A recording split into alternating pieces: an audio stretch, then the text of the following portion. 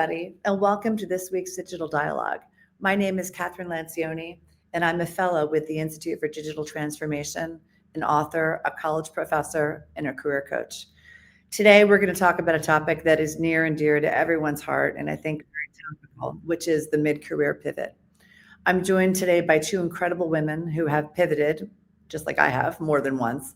And they're here to talk about their experiences in doing so, what the driver in doing it was, and how they came out on the other side very successfully.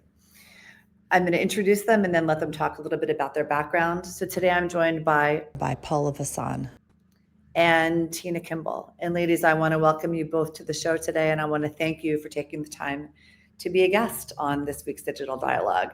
So Paula, if you could tell us a little bit about yourself, that would be great.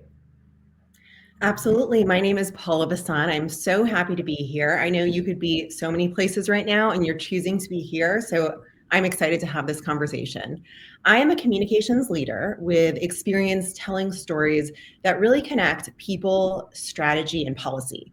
I started out as a business reporter on Wall Street, and then I became a senior investigative TV reporter, and I traveled around the country where my work influenced healthcare and housing and public safety policies. I've shared stories for outlets like The Atlantic, CNBC, and the Boston Globe, and I've since pivoted into communications leadership. Most recently, I was managing communications and economic development campaigns for a St. Louis municipality and serving as director of communications for TEDx St. Louis. Along the way, I've earned 4 Emmy Awards and other recognitions for healthcare storytelling. And I recently returned to the New York City, New Jersey area, speaking of pivots. And I'm really excited to explore opportunities where I can bring that storytelling and strategy to really make an impact. Well, welcome. And I love that use of the word pivot in your introduction. Very on mark and on target. Good stuff. and Tina, why don't you go next? Share a little bit about your background. Great. Thanks. So I am a lawyer and an executive who helps companies navigate uncertainty, mitigate risk, and build high-performing teams. Now, if you looked at my LinkedIn profile, you're saying to yourself, what? She's a practicing attorney who ran a courthouse and who then did government affairs for companies. So that's what we're here to talk about today, right? I think it's so important as you're thinking about pivot, or because I want to use the word too now, but as you're thinking about this session and what you're trying to get out of it, what we're going to talk about really is how to navigate your story. It's your story. Think about the value that you bring to a company and how you communicate about it. That's what I bring to a company, organization, or any entity, and that's how I communicate about it. Well, that's great. Thanks for sharing that. And I appreciate the word pivot in your introduction. Good stuff. All right, so let's get right into it. So ladies, and Paula, I'll start with you, and then Tina, feel free to chime right in. So ladies, in your opinion, what is the mid-career pivot all about? It's a term that I think is thrown around so much, especially these days. But really, from both of your perspective, what's it all about? And what was the sort of the catalyst for yours? And Paula, why don't you start off with that one? Sure. So it's such a great question. I think it really comes down to defining what success means to you. And success means different things at different points of your life. I'll speak from a personal perspective. Early in my career, success was really about speed, and it was about accuracy. It was about getting a story, getting a scoop, and really tackling everything from telling stories about new, innovative surgeries to home invasions. There really was quite a range.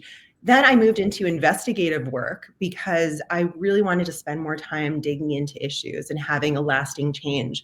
It became more about impact for me, helping someone get their money back, changing a law, changing a process, an inefficiency that maybe was not known before, and shining a light on something broken. And so now success, when I come back to that, feels different again. And it's about building things that are repeatable and scalable, and mentoring others to really create great storytelling. Throughout the years, impact and trust have been my guiding stars, my North Stars, and they have not guided me wrong. With every decision I've made, that's always been a constant. So I think that when you think about it, success changes. And what matters is that you adjust with your evolving role of the definition of success. I love that. And I think, to your point, like our concept of success, our definition of what we strive for changes so much from when we first get out of college or grad school to when, kind of where we are in that, whatever mid-career is, where we ever get to that mid-career point. Tina, what about you? How do you define the pivot? So I think there's two parts to this, right? The first is the catalyst, what causes us to change, to think about it, right? And for me, I really see that the pivot, the catalyst was from factors that are internal. Okay. I'm no longer happy. Or there's factors that are external. So for me, I had one situation where my husband's got a new job in a new location and I had to move. And so, of course, you do the first soul searching of how much do I love this man and do I really want to move, right? But once it's 25 years later, still married, but so you do that, then you have to really figure out what you want to do. Because for me, for example, in my career, my trade was in Washington, D.C. And so kind of external factor forced a pivot. And then, of course, I've had the pivot where my employer forces the pivot by eliminating my position. So I personally think that the catalyst coming from the inside is harder because it's harder to move, right? You're not happy, but you're comfortable. Yes. So pushing yourself to make that transition is really tough. Now, what I think about though in that, because you could just move from one job to another job of the same type, but we're really talking about a career transition here. And what I think about when I'm doing that is that by mid-career, we understand what we value, more or less, right? We know what we want and we know how to integrate that into our lives. So we know what is important, how our lifestyle is going to be arranged, right? And we know what our long-term goals are. Then what we can also do, though, is articulate that to ourselves and then articulate that value. Bring that value to an employer, whatever organization you are targeting. What is required to do this is some deep thinking about what you like, what you want, how to repurpose things like I said before, right? I had to do a complete transition. How to repurpose those skills still exist, bring them to a new environment, and you can learn how to communicate about that very well.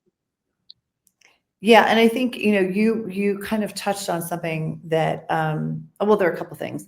One is that I think when you get to mid-career, the beautiful thing is you know what you're good at and you know what you don't want to do. Like you know what you like and you know what you don't like. And what's great about this mid-career transition that we're talking about is like you can elect to take the energy into the area that you love and kind of disregard all the stuff that you didn't enjoy.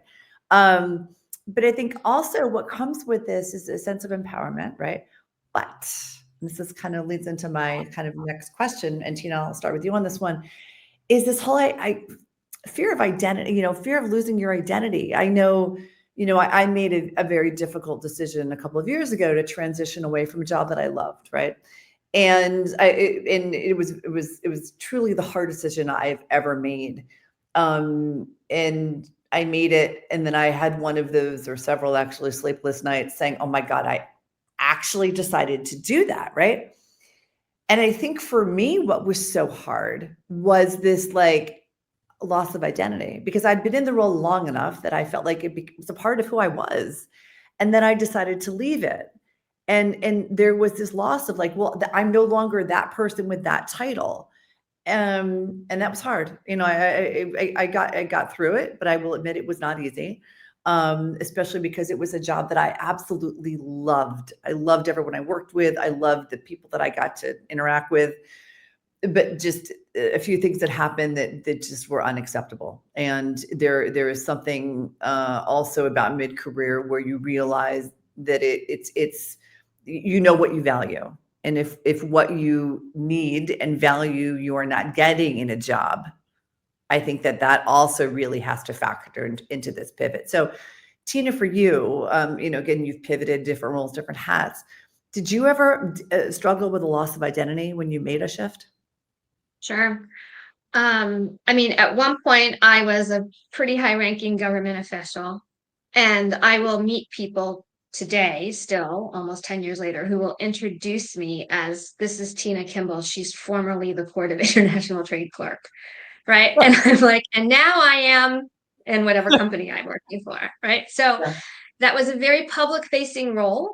And I mean, it's great that I clearly had a big impact on people. People remember what I did in that role, which is exactly what you're supposed to do as a government official.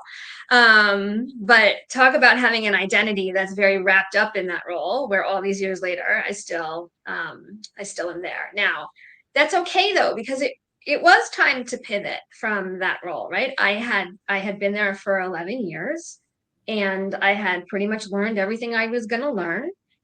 And so I was comfortable. Again, it takes a long time, right, to understand that you need to pivot.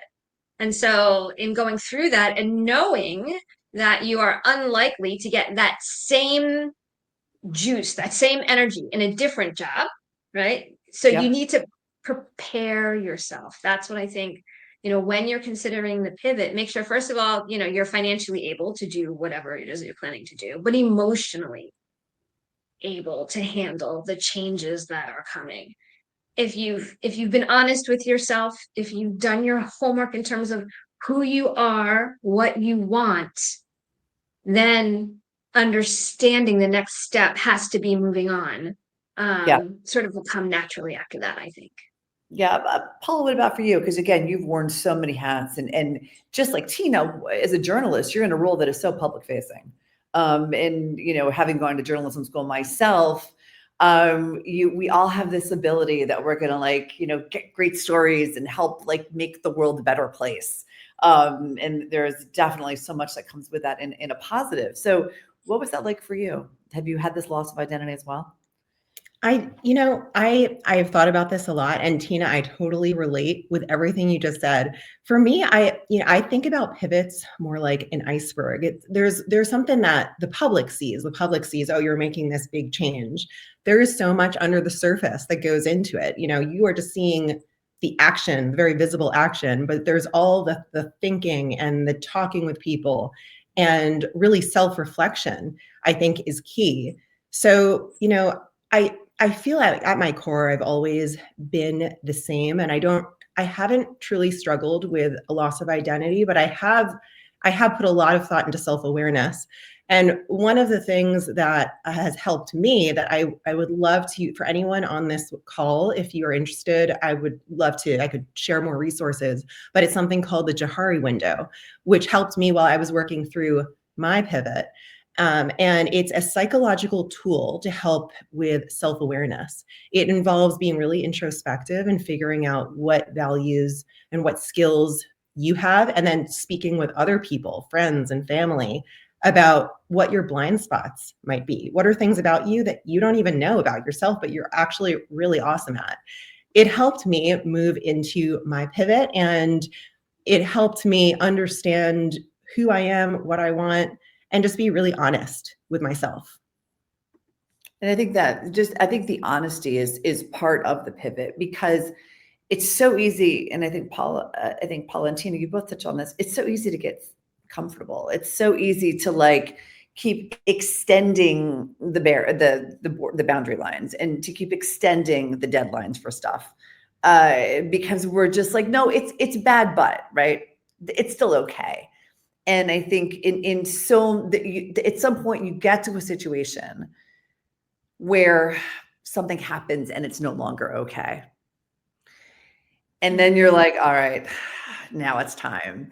And, I always say one of my favorite sayings, there's that straw that broke the camel's back. There's always something that for me, and I can look back on my own career, and there have been pivotal moments from my pivots, right? Something that happened, whether expected or unexpected, that just caused me to say, okay, now it's time.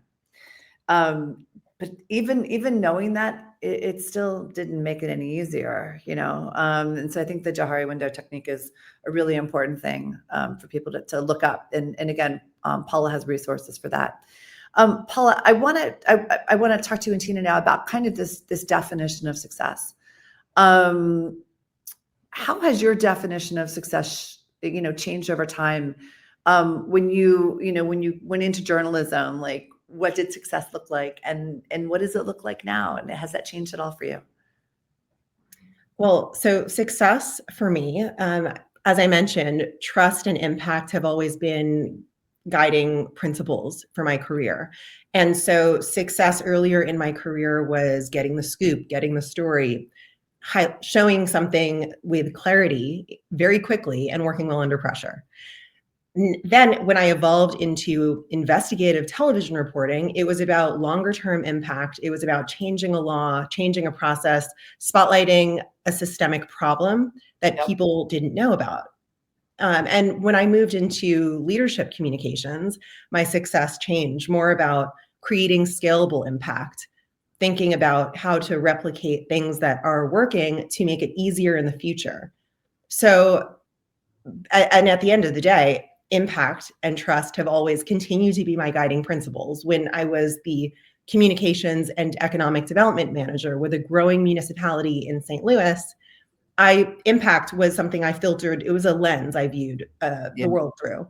So I worked with the National Weather Service and NOAA to make the city a weather-ready ambassador, because I saw more and more severe weather.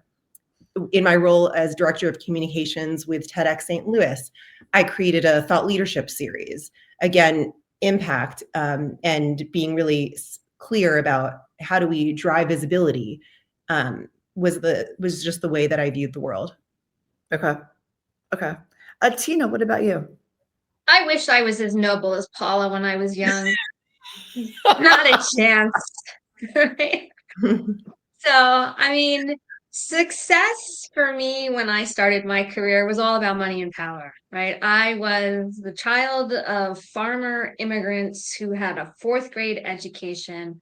Wow. And I was gonna show everybody that that this kid could make it, right? Yep. And making it meant money, power, prestigious career, you name it. I mean, I was the 80s poster child for just everything that we dislike today, right? And but it's okay. Like, that's part of growing up. Yes, it is. And and so, but it for me, and I'm going to do it.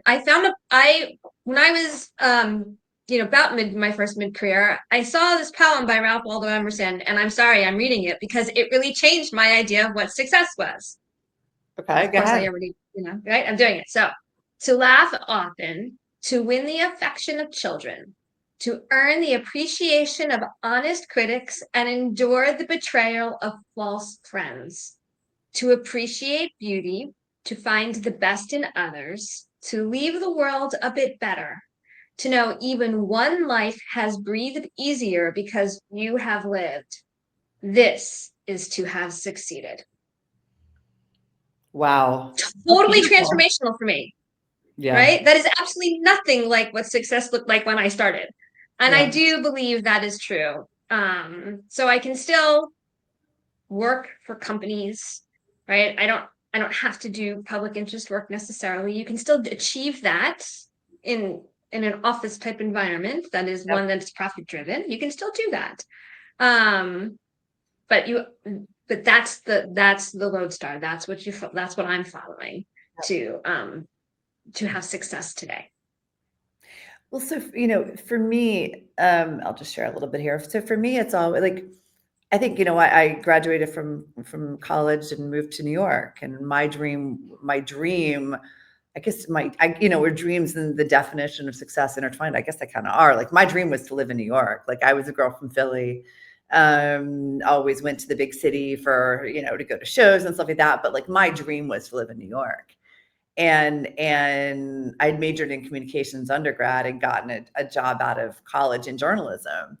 So I was like, 21 years old, living in New York City in a really, really not so nice 5th floor walk up above a pizza place filled with the most important elements of New York, mice and cockroaches.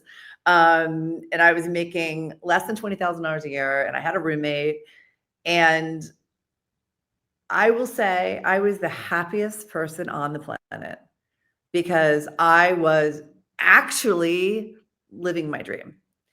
And it didn't matter that I didn't have all the money in the world, because I was like barely making it. I couldn't even afford a taxi, right?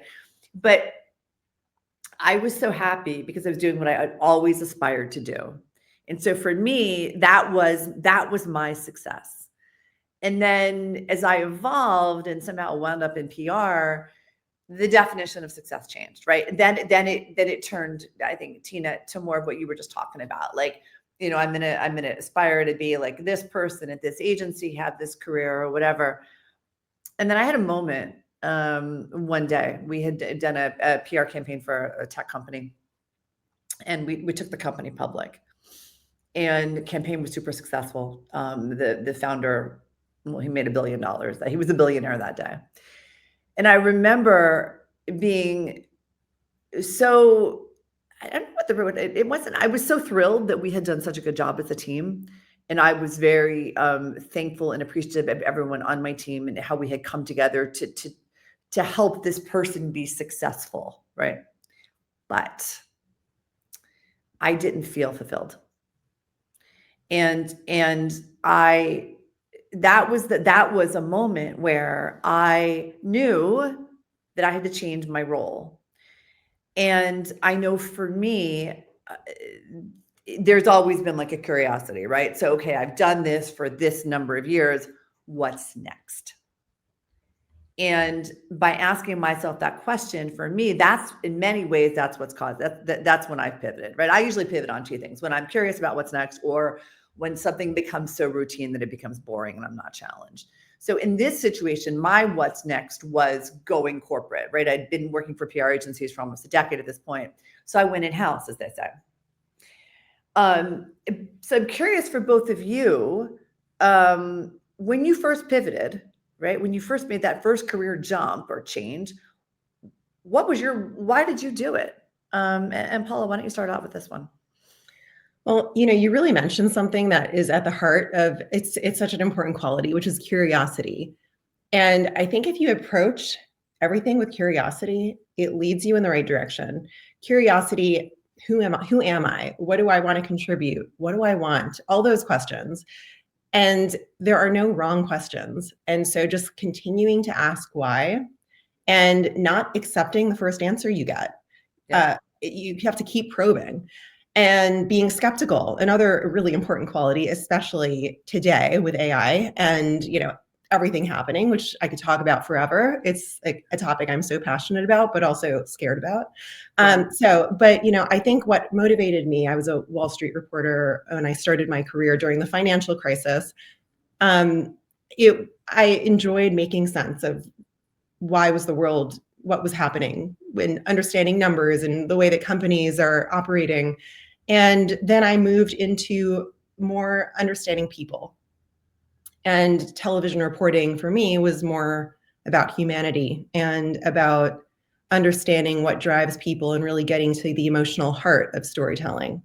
And when I pivoted into investigative work, it was more about long-term impact. When I pivoted into communications, it was about using my skills in new and different ways amid the changing times. So it just so happened with the way that I've always prioritized my work, a lot of the times healthcare, technology, education were always the topics that rose to the top because of how I prioritize my time through the lens of impact.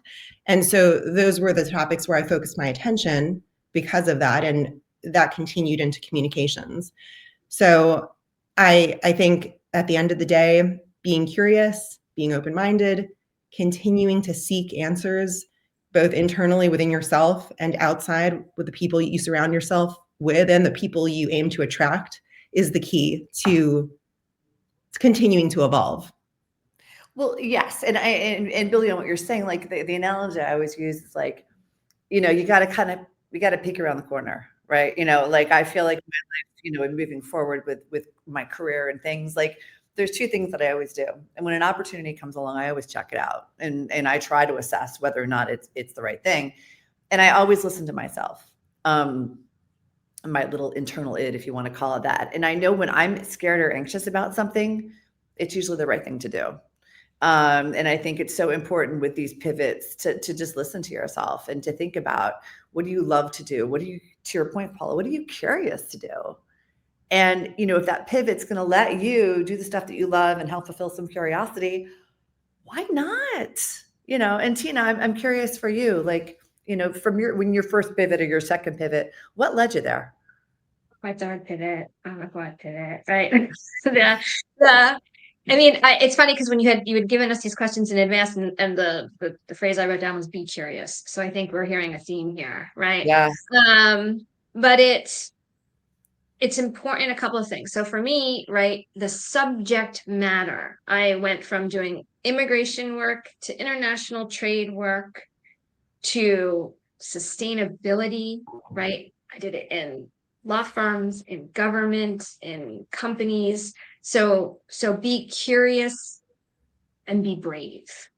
Take that jump to your point, Catherine, right? Yep. Be curious and then be brave. Because you've already done the homework, you know what your value proposition is. You know what you're going to bring to the table. So then you can be confident that you will succeed. The other thing, though, I think that is important here is for those of us that have, for example, advanced degrees, right? I have a law degree. I used my law degree for the first 10 years of my career. I haven't used it since.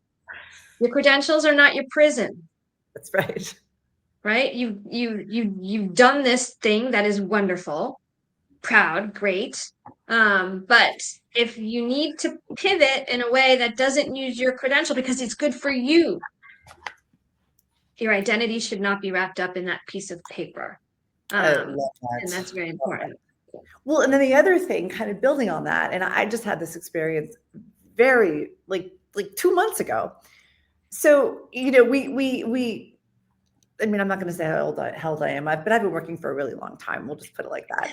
And y'all can Google it and figure it out. But anyway, I've done all this stuff, right? You know, working for agencies, working as a journalist, being a mom, organizing conferences, being a teacher, blah, blah, blah, all this stuff, right? And I realized like there's all this accumulated knowledge that comes with this, right? And you know, Steve Jobs has this great quote, right? You can't connect the dots going forward. You can only do it looking back, right? And when you look back on your career and you look back on all your pivots, there's two things. You're like, oh, wait, I did all of that. And then the second thing is like, oh, wait, I did that. And so I had one of those, wait, I did that moments, like just recently. I was asked to speak at a conference in Europe, and it was tech focused. And, you know, I've been a professor now, you know, in earnest since, 2009. And my whole tech PR, tech journalist thing, like that was before that. And when I was offered this opportunity, my first, I'll be honest, my first question was like, my first thought was like, why me? Right. But then I thought about it and I was like, yeah, that's why me, because I had all that experience that I had in the past. But like, that was like, it felt like it was like someone else's life, but it was actually my own. And I just am curious. And have you ladies had an experience like that where you kind of forget about the stuff that you did, but you realize or you did it and then it comes back later on in your career? Have you guys had those experiences?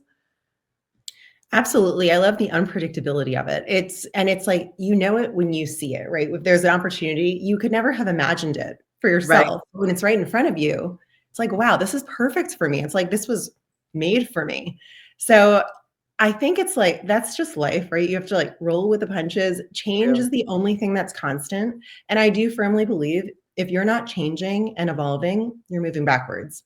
So the aspect of being comfortable with change is so important in all of this. And it's almost like a muscle to exercise. If you can change, even however small it is, it gets easier the next time, and I've moved a handful of times, moved my kids across the country.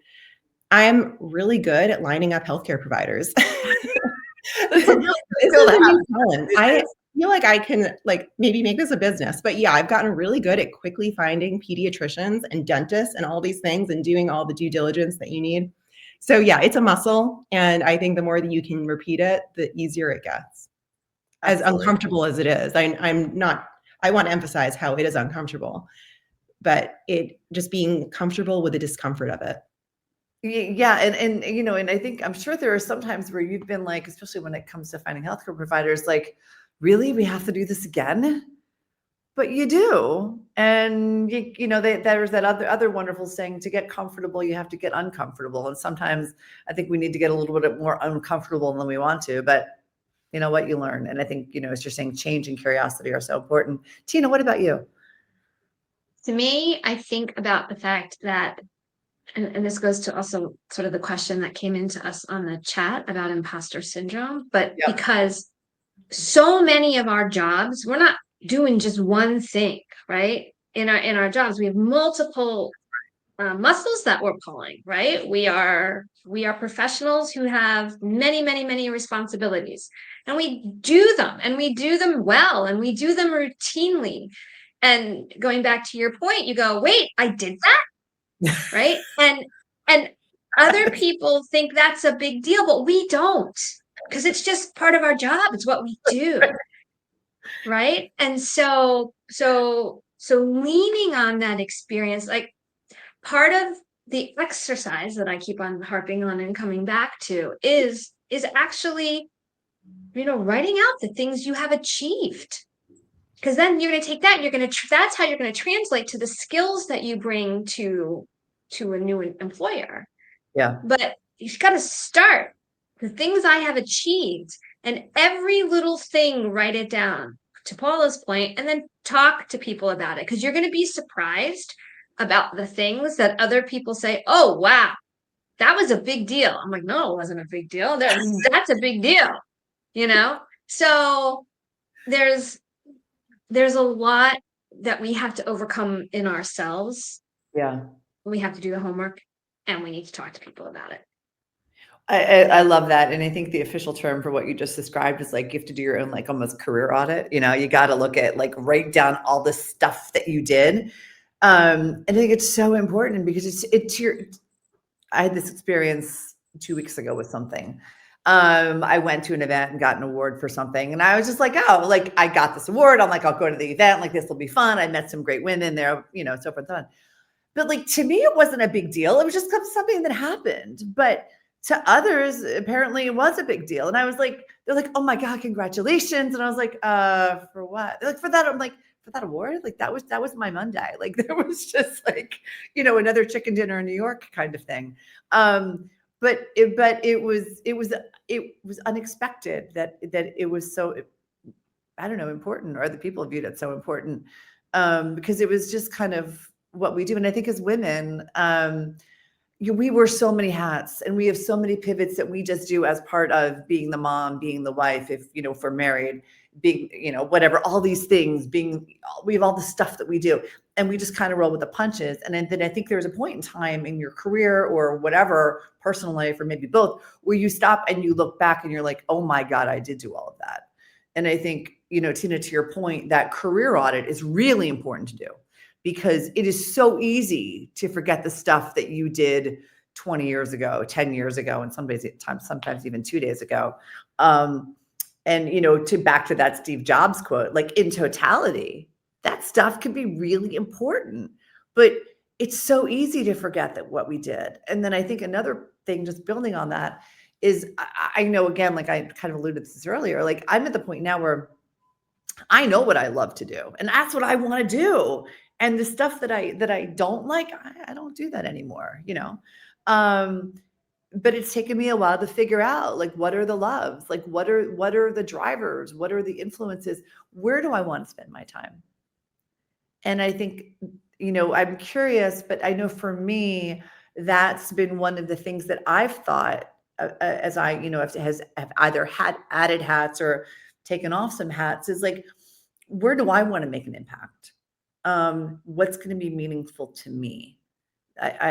For me, those have been two very, very important questions. I'm curious for both of you, kind of, what have you asked yourself these days, and as far as your pivots? So one thing though about that, right, Totally. is that it's important. First step, identify what's important for you. Second step, identify why that thing is valuable to an employer. Oh, that's great. Right. You can't just go say, you can't just go say, this is what I want to do, identify then what that thing is. So that's how come I started by saying I mitigate risk, minimize uncertainty, develop high-performing teams. I love managing people who are excited about their work, right? I can manage high-performing teams for an employer of any kind, right? I love diving into hard issues. So I want to work in an environment where there's a lot of uncertainty. Yep. That's meaningful to an employer, right? So step one, understand what you want to do. Step two, understand why that's important, or communicate about it in a way that's important to your employer, to a future employer.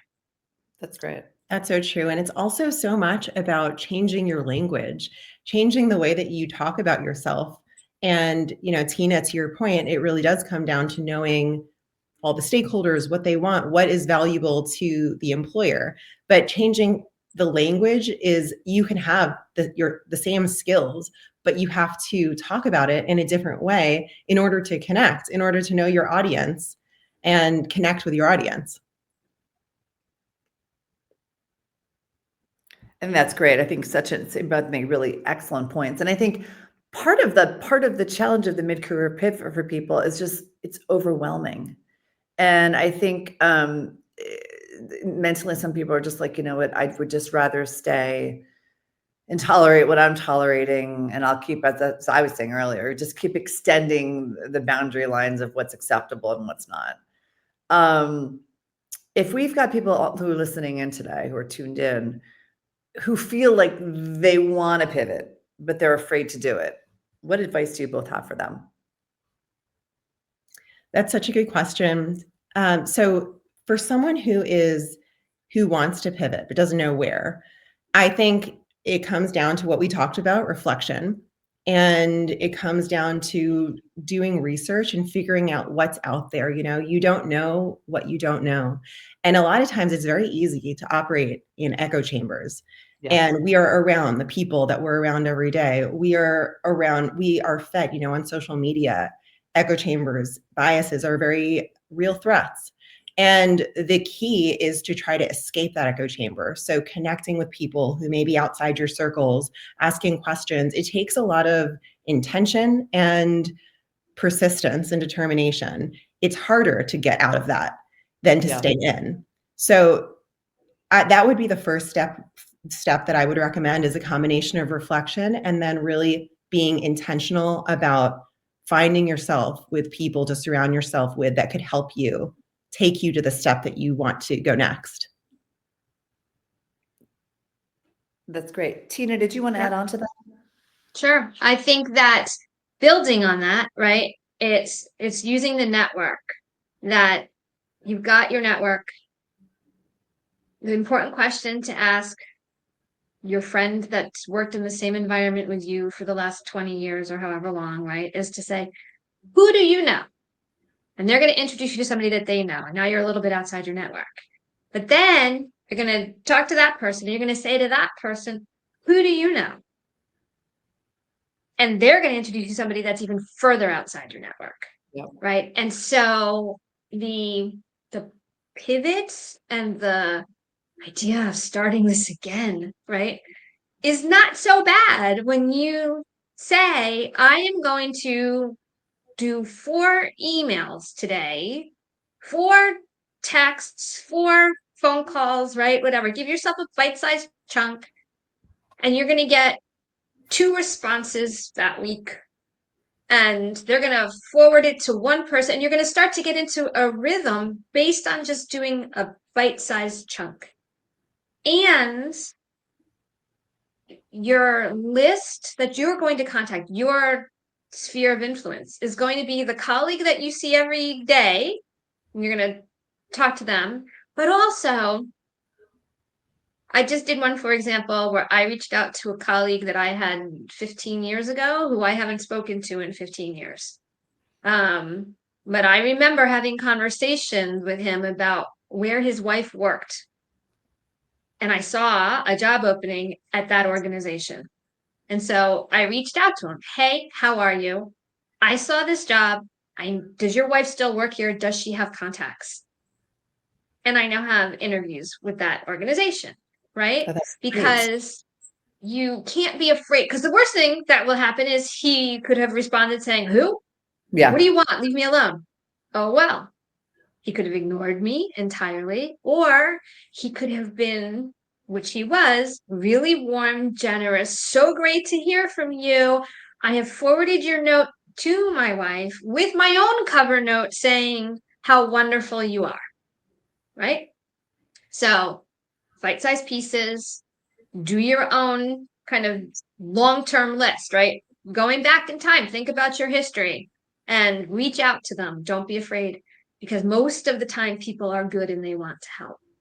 I couldn't agree more with that. And I think, as you talked about before, doing that sort of doing that career audit, when you're doing that audit, write down the people that you remember from that job. And that's a great place to start as far as, kind of sending out these emails. And I wanted to ask you both, and Tina, you touched on this already, talk about your networks. Like, how have your networks helped you pivot over, during your work experience? Paula, why don't you start off? My networks they've been through all stages of life. And so in Wall Street, in television, but I have such an extensive network because I've had to have sources in all fields, really, every single field. So my network has really expanded because of that. And I do a lot of informational calls. It's such a luxury to be able to do that, to just pick someone's brain and say, what do you think about this? How do you think about this? Tina, you made a really good point about, and that's awesome that you reached out to that person and now have this lined up.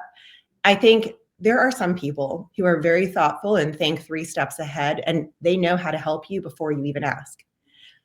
There are other people that's a big ask for those people to be able to think that far ahead. It's hard. It takes a lot of mental and brain power. Some people don't think as far ahead. For others, it's good to be specific. Can you do X, Y, and Z, or what do you think about X, Y, and Z? So and for the most part, I do think people want to help for sure. I think people want to help and often don't know how to. Yes. So the combination of asking someone who you think could help for a specific thing, and then surrounding yourself with maybe you're lucky to have those people in your life who think 3 steps ahead and know how to help you before you ask. I think that's great advice. Tina, what did you want to add to that? The other, building on that point about people who don't know what to do for you, right? One thing I've had decent success with is I see a job on LinkedIn or a job board, and I can go in and I can see either I know somebody who knows somebody, or I can I can see on LinkedIn that they might know somebody, right?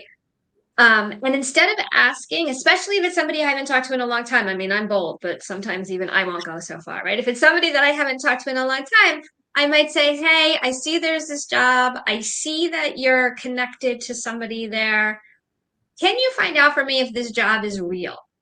Right? Because people even talk about job boards and the fact that there's not, they're not all real. But make it a very low pressure ask, right? Because what normally happens is if the job is real, the person will do it because it's a low pressure ask. If they really know the person. If they don't know the person, they'll respond and say, oh, I don't know the person. Maybe I'll get a, how are you? How can I help? Blah, blah, right? But so I've made the initial contact. If they know the person, they will then come back to me and say, yes, the job is real. Let me know when you've applied and I will send your resume to my contact. You can forward it on, right? Then you've made it easy. Most people understand what the next step should be, as opposed to just this generic ask of, can you help me? Right. Another one that works pretty well is, I've seen this job on LinkedIn. We use LinkedIn as an example, but it could be anywhere, right? And I don't really understand. I think it's in your field. Do you have time to talk to me about what this job does? Because I want to know if it's something I should apply for. Again, you're not asking them to do anything other than to share their knowledge. Yep. And then they're willing to have the conversation. So low pressure tactics, which for me are really hard. But you know, they can really work. Yeah, I know that, you know, it's so important to just like step back and think, like, who do I know? Where do I want to go, and how can I connect the dots on those things? I think it's so incredibly important when you're, you know, when you're doing this pivot. So I guess, you know, before we, if I don't know if there are any questions, but before we jump into questions, what's one piece of advice that you both would offer to someone considering a pivot right now? I will share something that a wonderful mentor or former boss told me, which was to be confident in your decisions, because it is the best decision that you could make personally with the information that you have at the time. And so instead of looking back and regretting, to really move forward with confidence and be confident that you are the one with the best answer. Thanks for Something that. I remind myself. Yeah, that's super important. That's actually great advice. I appreciate that. Tina, how about you? So to me, I like to think of it as a journey, right? It's going to take a while. Yep. You have to do the homework to identify what makes you unique and valuable. Then you have to take that value proposition that now you're very confident in, right? And you can communicate with confidence about it. And you take that value proposition far and wide as you can go, just every day. Take another step on that journey and be patient. You know, it's not a great time to try and do this pivot right now. Let's not fool ourselves, but it is possible. And likely when it's done well, you will get success, because people will talk about you positively, and remember you. And that's what it takes to get that next role. Right. How, I mean, I think a lot of people are scared. Like, they're just scared of change, right? Which, I mean, clearly you guys have conquered that, you know, many times. So what's your advice for someone who's just scared? You know, they love what you're saying, but they're scared. What do you say? Tina? You've got to do step one, right? When you're confident in yourself, it takes some of the fear away, because you know you've clearly identified your value proposition and you've talked about it to others who help you decide whether or not that's valuable. I see there's something that just came in that's Tina, but I can't read it. So, but sorry, thanks. But it's when I started my career, when I was doing kind of these changes, I mean, I've had people tell me, Tina, that's really dumb. Right? And that's great. I mean, it stinks because I think that's where my value is. And they're telling me, no, nobody's going to pay for that. But good to know that, right? Or, Tina, the way you're communicating about that is not right. Nobody's going to pay for that, but they'll pay for this skill. So communicate about it this way. And once you do that, you will have you'll have the confidence you need to take the next step. Yep. And I think, and I love that. And I think that's so incredibly important. And I just wanted to address that question that came in. Tina at one point had said, she was talking about her law degree, and you said, it was a brilliant quote. You said, you know, your credentials do not define you. You know, they shouldn't They're be not like your prison. Yeah, they're not your prison. Yeah. So important. Paula, what about you on this whole being scared to pivot? What do you think? And you know what, just about that question, I actually wrote that question down, that line down, Tina, because I thought it's such a powerful statement. Your credentials are not your prison. So I love that someone just asked for that because I love that line. So, you know, I think about something that a wonderful storyteller told me one time. His name's Boyd Hubert. He is an incredible storyteller in Minneapolis. He had said that to look at obstacles, he would look at obstacles as if just, this is a mental trick. This is the best thing that could happen to me. And his storytelling would reflect that obstacle into the way he talked about himself and talked about the story. But I try to approach that same mindset with life too. And it's a challenge. It's just a mental strategy for resilience to look at obstacles as, this is the best thing. I mean, and it can be that is possibly nauseatingly optimistic. And I totally understand that. But I think that when you think about resilience, it's about being more and more comfortable with change and exercising that muscle and looking at obstacles as almost like it's something is refining you. It's a way to refine who you are and be stronger, and just know that good things are going to happen. That's another mental strategy of resilience. If you say, okay, good things are just going to happen to me. I attract good things. It's going to happen. You kind of pay more attention to the good things, and the bad things are oh, right, that was just a fluke. I mean, that random bad thing that happened. You focus on the positive a little bit more. Yeah, I love it. I mean, you guys have had so many wonderful, I don't know, suggestions, I guess is the right word, and tips for people.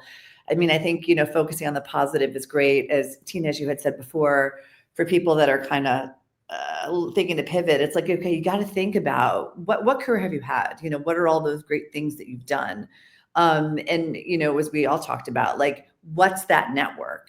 And then, you know, thinking about yourself in terms of what's the value that you offer an organization. Like, it's great that you've done all of that. What value, you know, does that mean? And then I think something else that's really important for everyone to think about, especially people that have, you know, been in the workforce for a while, is there are a lot of jobs now that are out that weren't around when we all started looking decades ago. And so, you know, as Tina was saying, you may be an attorney qualified to do X, Y, Z from your perspective, but there might be other stuff as it relates to AI or other forms of tech that you're also qualified to do.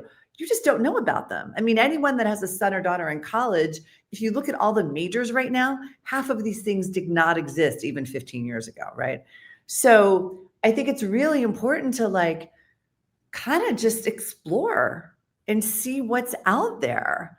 And then, you know, to do all of the great stuff that Tina and Paula were saying about focusing the positive, doing the mid-career audit, leveraging that network, not letting yourself be afraid.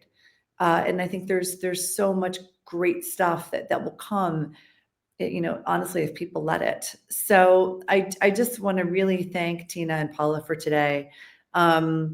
And I don't know, and like, I'll give you one closing thought for each of you, like speed round. So top 3 things someone should do after leaving this call if they're considering their mid-career pivot. Tina, you go first. So get on AI, use it, right? Talk about your history, your work experience. You put your resume in and say, what careers should I go into, right? Or whatever AI speak that is. But just put what you've put in your resume into AI and see what it generates. Because to Catherine's point, it's going to give you ideas that you've never thought of. And then second, I'm not going to come up with 3, but second is make your list for today of 4 or 5 people that you're going to reach out to this afternoon to just sit down and have a conversation with, to talk about this career journey that you're on. Great stuff. Paula? I would say reach out to us after this call. We will support you, you know, and I think that it's important to surround yourself with a community and people who will cheer you on. I would say go seek out the Johari window that I had mentioned earlier, which is that tool for self-awareness and reflection. And then I would say write down your vision. In a perfect world, what do you want to happen? What do you see? If you could have everything your way, what do you want to see happen? And I think that if you know what it is, if there's clarity about what it is for you, it's easier to manifest, with the caveat that it's important to be open-minded, because you don't know what you don't know, and experiences come that you wouldn't expect. But at least to have clarity for you internally about what you see as the perfect next step. That's great. Thank you both. I just want to sincerely thank Tina and Paula for being my guests today on this week's Digital Dialogue. And a thank you to the Institute for Digital Transformation for hosting this incredibly important conversation. Have a good week, everybody, and happy early Thanksgiving.